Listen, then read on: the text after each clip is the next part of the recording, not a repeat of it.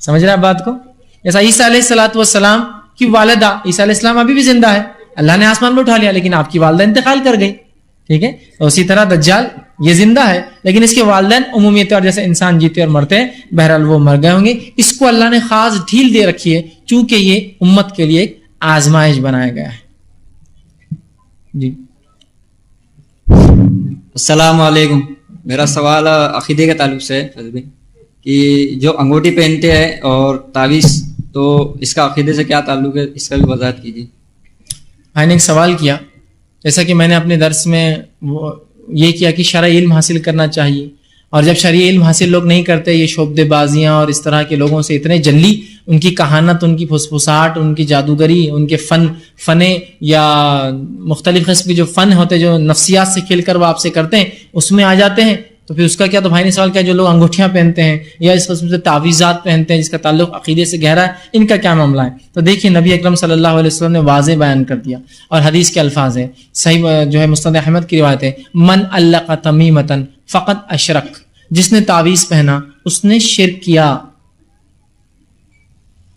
تمام عربی زبان میں کہتے ہیں ہر اس چیز کو جس کو لٹکایا، چپکایا، رکھا، ٹھوکا، چھاپا جاتا ہے اس نیت سے کہ یہ بلاؤں کو دور کر سکتا ہے، شر کو دور اور خیر کو لا سکتا ہے. پھر وہ تاگا، دھاگا، سیپی، موتی، کنکر، لیمبو، بھلاواں، مرچی، کچھ بھی ہو سکتا ہے، این نمبر آف چیزیں، یہ سب اس میں انکلوڈڈ ہے. پھر وہ انگوٹھی بھی اس میں پتھر ڈالتے ہیں مختلف، اس سے دماغ ٹھنڈا رہتا ہے، اس سے گرم رہتا ہے، اس سے بہت جلدی قابو میں آتا ہے، اس سے مخالف جنس جلدی اپنے طرف رغبت پاتا ہے، اسے فلاں مختلف چیزیں لوگ ہاتھوں میں پہنتے ہیں، مختلف چیزیں جسموں پہ لگاتے ہیں، مختلف چیزیں گاڑیوں میں لٹکاتے ہیں نا. تو یہاں اشرک، فقط اشرک کا لفظ ہے. دوسری روایت میں فرمایا جس نے تعویذ لٹکا لیا اللہ اس کو اسی کے حوالے کر دیتا ہے، اب جا اسی سے مانگ.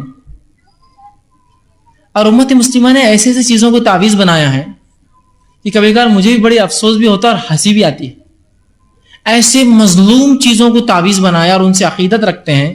اب آئیے ان کی مظلومی بھی کیا بیان کروں. لیمبو،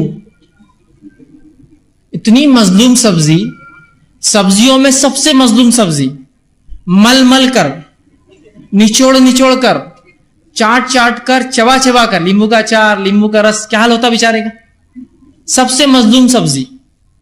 لیکن اگر یہ سبزی دروازے پہ لٹک جائے، او ہو اب تو ایٹم بم بن گئی ہو. اب حفاظت کر سکتی، بلاؤں کو دور رکھ سکتی، شیاطین کو دور رکھ سکتی، اچھائی کو لانے پہ قادر ہو گئی، برائی کو دور کر سکتی. یہاں تو مل کر کھا رہے ہیں، ہزاروں کھا گئے. مظلوم سبزی ہوتی، اور اس پر اگر چاچے مرچیاں لگ جائے، سبحان اللہ. اب کیا ہے؟ یہ اٹامک بم سوار ہو گیا ہے. اب کس پر؟ ایک میزائل کے اوپر ہے نا، کہ تو اٹامک بم خود سے نہیں چلتا، اس کو ایک کیریئر لگتا ہے، اس پہ سوار ہو گیا. اب تو یہ اب بڑے اٹیکس ہو سکتے ہیں اس، اب بڑے بڑے فائدے. اندازہ لگائیے کیسی ہماری عقلیں اس چیز کو تسلیم کرتی ہیں، جن چیزوں کو ہم خود دیکھیں، اندازہ لگائیں کیسی کیسے تاگے، دھاگے، سیپی، موتی، کنکر. اب اندازہ لگائیں کیا چیزیں ہیں، کیا حقیقت ہے.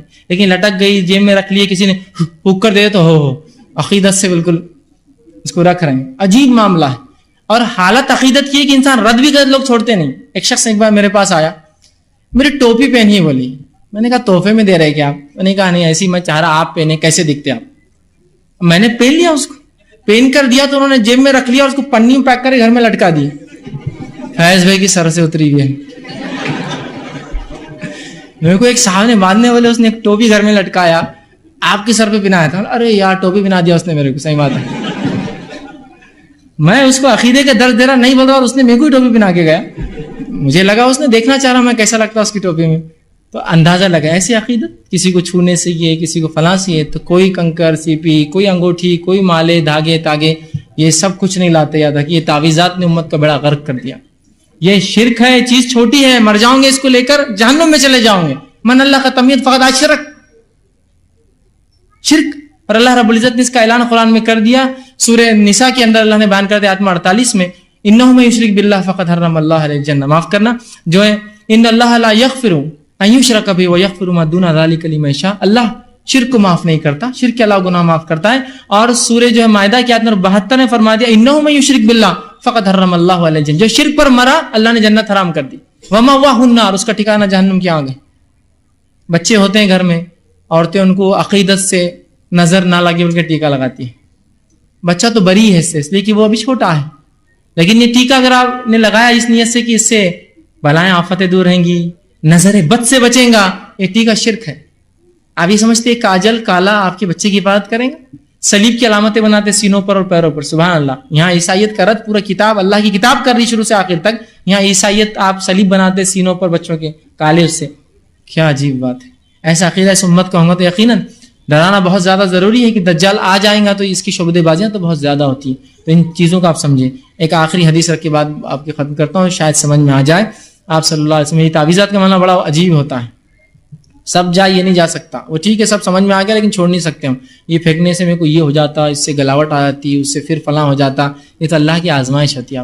آپ صلی اللہ علیہ وسلم نے ایک شخص کو دیکھا، اس کے ہاتھ میں کڑا تھا ڈنڈ پر. آپ نے کہا یہ کیا ہے؟ تو کہا اللہ کے رسول یہ چاندی کا کڑا ہے، میں نے اس لیے پہنا ہے کہ یہ پہننے سے جلد کی بیماریاں نہیں ہوتی ہیں، اسکن ڈیزیزز نہیں ہوتے ہیں. تو آپ نے فرمایا جلدی سے اتار دے ورنہ اللہ تجھے اس میں ملوث کر دے گا، بیماری دے دے گا. اتار کے پھینک. انہوں نے فوراً اتار کے پھینک دیا. صحیح بخاری کی روایت ہے، آپ صلی اللہ علیہ وسلم 10 لوگ آئے، 10 لوگ آ کر کہا ہم اسلام قبول کرنا چاہتے ہیں. نبی اکرم صلی اللہ علیہ وسلم نے 9 کا اسلام قبول کر لیا. 9